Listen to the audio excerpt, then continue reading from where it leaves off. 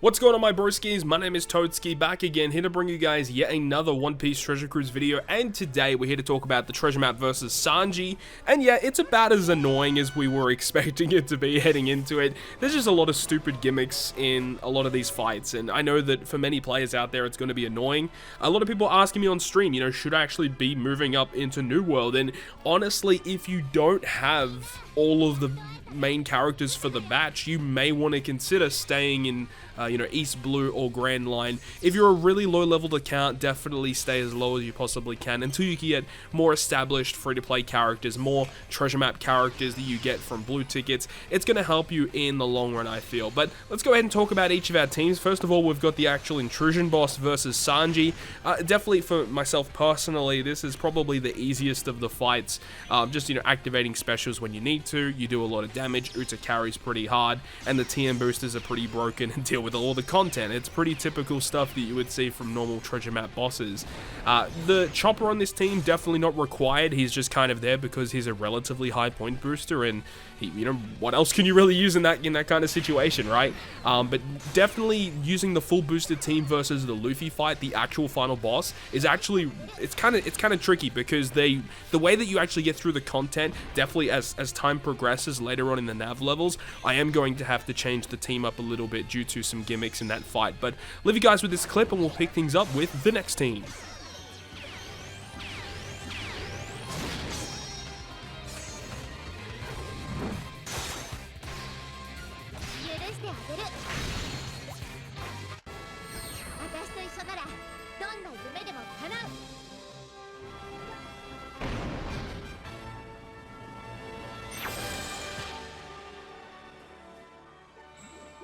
Alright, moving on to the Battle Rush bosses now. We've got the first one on the ranks being Nami, and all the teams you guys are seeing in this video are the exact same teams that I talked about in my own personal treasure map teams video. There have been no changes thus far, but this team is using Izo Okiku as the captain, and this will probably last, I would think, probably last the entire duration of the map.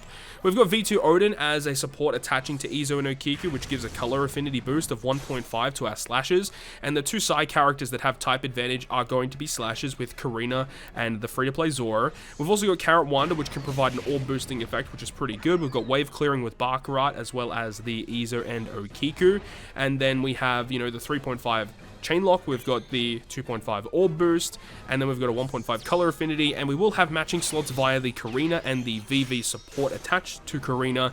And Karina is really good because she gets rid of the block slots, she gets rid of the threshold, and she provides damage reduction, which you definitely want to have. But luckily with this team, we don't even need the damage reduction anyway, just because we have so much HP, so that really wasn't going to be a problem anyway.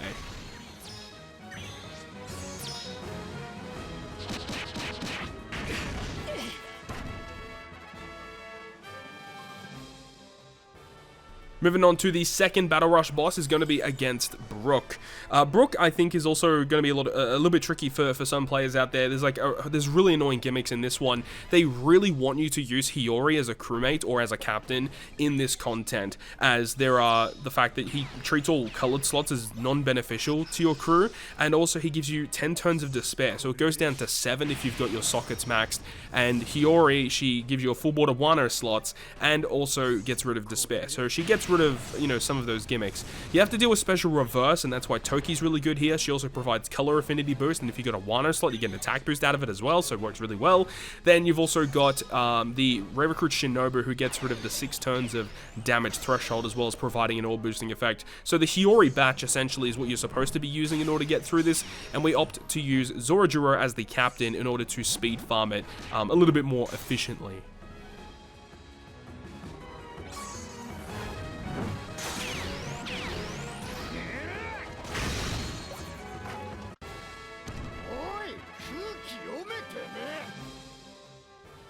Third boss on the Battle Rush list is going to be Nico Robin. Now, for this fight, they are opting to recommend the Uta Rare Recruit batch, including Brook, Robin, Nami, Chopper as well. Those are the characters that they're suggesting for this fight. Yes, I can definitely get more points if I use Chopper as the captain. However, by using Luffy, the free-to-play login Luffy as the captain, we can get the wave clearing via his super type special, just making the fight a little bit more bearable, right? When we reach the final boss stage, we're going to have to deal with a lot of bind. I think Luffy's captain ability actually resists bind, if I remember correctly, but Chopper will remove the bind completely, which is great. We also have a couple of key support characters.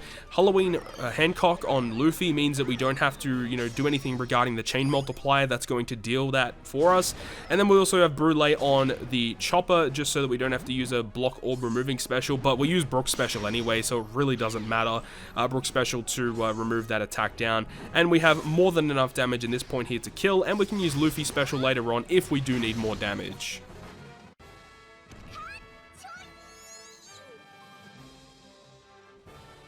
The final Battle Rush boss that we're talking about is definitely the most annoying Battle Rush boss, which is going to be Chopper. So, yeah, you know what? All things considered, it is an annoying fight. Yes, we understand that. But the thing is you can actually build essentially a full free-to-play team to take this fight on. You've got access to V2 Katakuri, which I would consider free-to-play, considering he was given to everyone through the previous Pirate Rumble season. Raid Jinbei, Treasure Map Frankie, Kizuna Luffy. All of these units are ridiculous in this quest. They are the key units that you want to have to take on this content. So it helps a lot. Obviously, Zoro and Sanji are a phenomenal character. They definitely help a lot, but definitely not required, I must say. But they're very, very good. And I use their super tight special to wave clear the first 2 stages. We have Brule's support attached to Luffy so that his cooldown will be ready. His special plus Frankie's special will give everyone the cooldown that is required in order to use their specials. And then we've got double Jinbei special to get rid of the burn and the paralysis. We got the Frankie special to give us the chain locking effect, as well as providing the minus cooldown. And then the Zoro Sanji special for the orb change, color affinity, increased damage taken. And then obviously on the revive, you could either use the Katakuri special, or you could go ahead and use the secondary Sanji and Zoro special ability. But overall, again, a really cool team, but it's just kind of annoying because you have to use a lot of specials to actually get through the fight.